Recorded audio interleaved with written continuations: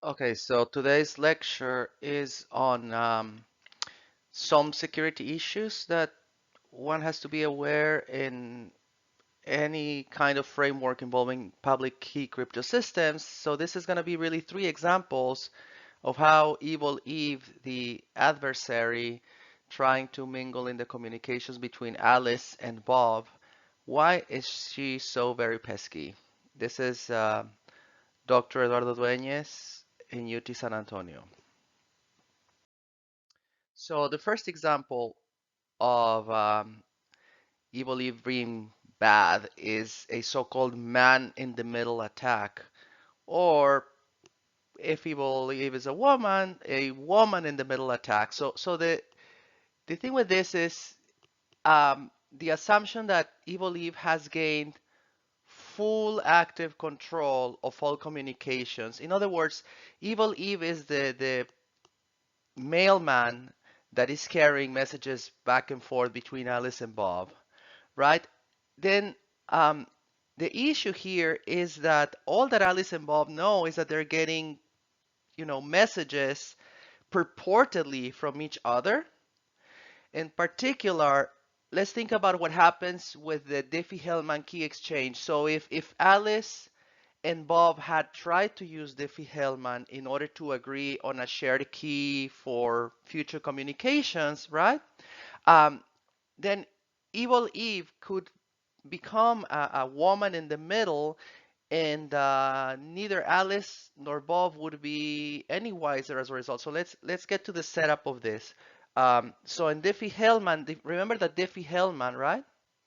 The Diffie-Hellman key exchange is based on the intractability of discrete logarithms in some group.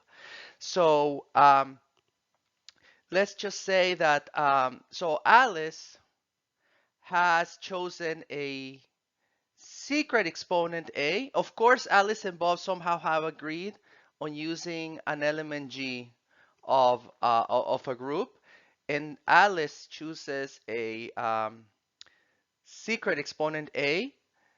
Bob chooses a secret exponent B. These are lowercase a and B. The public key, capital A, G equal to G to the little a, that is Alice's public key, and she hands it to the postman, to Evil Eve, asking her to send it to Bob. However, this is actually in possession of Evil Eve. Similarly, Bob has generated his private exponent little b, and obtains by exponentiating g to the b a public element, capital B, that he hands to Evil Eve postman and instructs her to send it to Alice, right? The problem here is that Evil Eve um, has herself uh, created a private exponent, little e, right? And he's going to use that to generate Evil Eve's capital E, her public key. Uh, and so I claim that in this setup, Evil Eve is going to be able to pose to Alice as if she were Bob, and to Bob as if she were Alice. Why? Well, so let's look at it from Alice's perspective, right? Um, so Alice receives Evil Eve's public key E, and she computes the Diffie-Hellman shared secret as Eve's public to Alice's secret. And by the properties of exponentiation, this is what Diffie-Hellman is based on. Evil Eve is also capable of recovering the Diffie-Hellman shared secret as Alice's um, public key raised to Evil Eve's secret exponent, right? So this becomes a shared key, but it's actually a shared key for communication between Alice and Eve, and Alice doesn't know any of this. The exact same thing happens here on the on the exchanges between Eve and Bob. Bob shares his public key with Eve, which she uses to get a shared secret with Bob. Bob has no idea that this shared secret that he is finding, I'm sorry, he finds it as evil is public to Bob's secret, right? He has no idea that this is not the secret he's actually sharing with Alice. So when Alice tries to use this shared secret to communicate with Bob, what she's actually doing is giving the secret to Eve as the mailman. Eve can use that shared secret to decode the communications and re-encode them using the other shared secret with Bob, and therefore Bob receives the communication just being none the wiser that this is actually not coming from Alice, and vice versa, of course. So the fact that there's somehow Evil Eve is daisy chaining two secrets that involve Alice and Bob separately, and at no point there is a genuine secret shared between Alice and Bob, because they think they are in direct secure communication. But of course, that is not the case.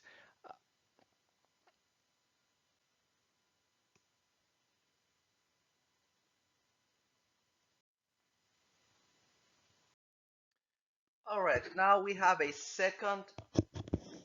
second example um, of what can go wrong when you grant Evil Eve a certain amount of power. So this is what this example is about, is what happens if Evil Eve were somehow capable of using Alice as a decryptor of random looking messages. In other words, what if Evil Eve could use Alice to reveal the decryption of a message, so long as that decryption looks like garbage and is not actually meaningful? Perhaps um, this type of thing would avoid arousing Alice's suspicion. And this is, in this case, this is what is known as an oracle. So Alice plays, in this case, the role of an oracle that decrypts random looking messages. And I'm going to explain now why, under this situation, RSA and typically a number of other crypto systems are broken if you grant your adversary the ability to decrypt random looking messages. Uh, um, Let me remind you that in RSA, the public parameters are the modulus n, which is the product of two primes p times q, but only the modulus itself is public. Then we have an encryption exponent, and the private component of RSA, so Alice's public key, is a decryption exponent. Remember that RSA works by raising messages to the encryption power and then decrypting them by raising them to the decryption exponent. But we'll see that in the next slide. So how does Eve accomplish the feat of breaking RSA by somehow having access to an oracle for random looking messages? So this is what we're going to discuss next, right?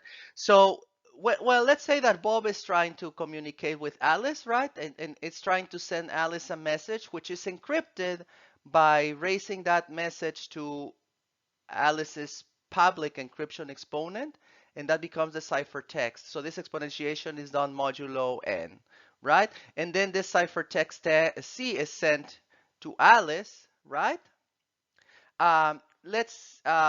So of course the ciphertext is quite innocuous. So let's assume that Eve has access to the ciphertext and replaces it with a new ciphertext C tilde, which is obtained multiplying the original ciphertext by the encryption power of a random element, a random element coprime to n, right? So this is some sort of masking of the original ciphertext by making it into a new ciphertext in a very specific manner with this random ingredient k to the e. Right now, I'm going to try to explain why decryption of this C tilde, on the one hand, is going to look random, And on the other hand, it's going to allow Eve to recover the original meaningful message M, right? So exploiting Alice as an oracle, Eve recovers a plain text, which I'm going to call M tilde, which is by using the oracle, using Alice. So the ciphertext, the masked ciphertext C tilde is decrypted, right, by raising it to Alice's decryption exponent. And here we do a little bit of algebra since we have here what C tilde is. So raising to the D, we get K to the ED and C to the D right here, right? But because of the properties of RSA decryption, K to the ED is encryption, decryption, you get K back.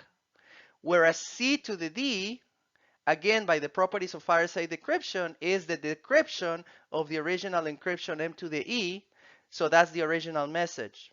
So what we obtain as the decryption of C tilde is a new message M tilde, which is simply equal to the original meaningful message of Bob multiplied by this random element um, uh, modulo n, correct?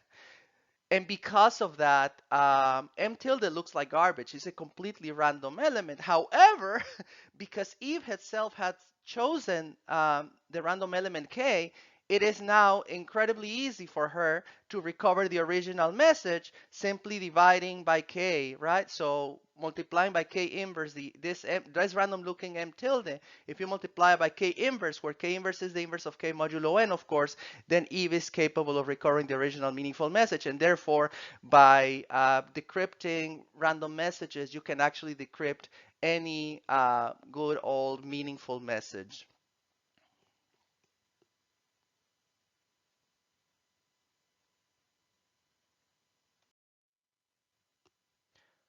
Now, as our third and final example of why one has to be careful when using, in this particular case, RSA, let me remind you that whenever you use RSA encryption with certain parameters N and E, you should never ever again use RSA encryption for any purpose using the same modulus N and a different exponent. Let's see why, right? So if you somehow were doing RSA communications with a modulus N and with two different exponents, that's really bad, okay?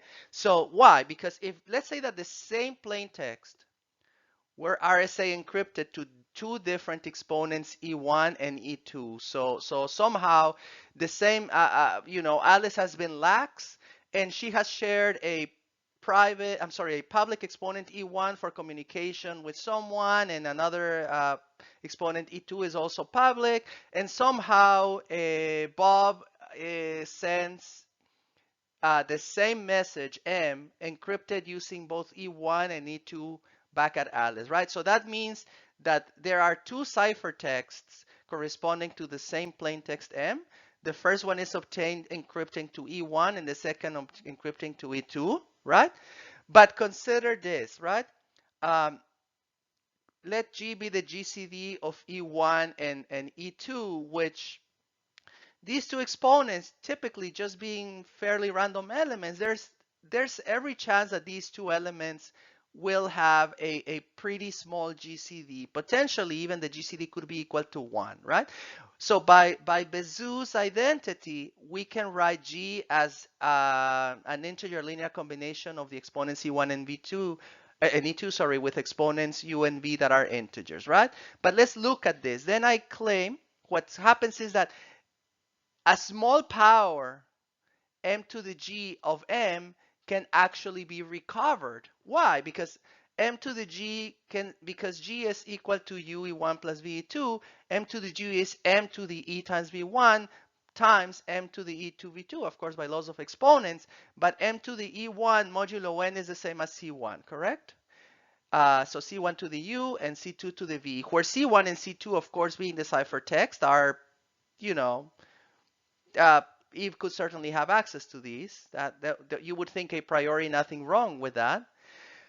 But the thing is, for instance, if G is equal to 1, you have recovered M to the G, which is M itself, using only the ciphertexts C1 and C2. And in any event, if G is a different other value, it's likely to be small, and this is already likely to provide Eve with some meaningful, non-trivial information about the message. So um, the executive summary here is that it's really bad to have RSA with two different encryption exponents and the same modulus, because this can certainly be used by the adversary in order to, if not totally break RSA, at least make significant progress towards recovering the original message given two different ciphertexts.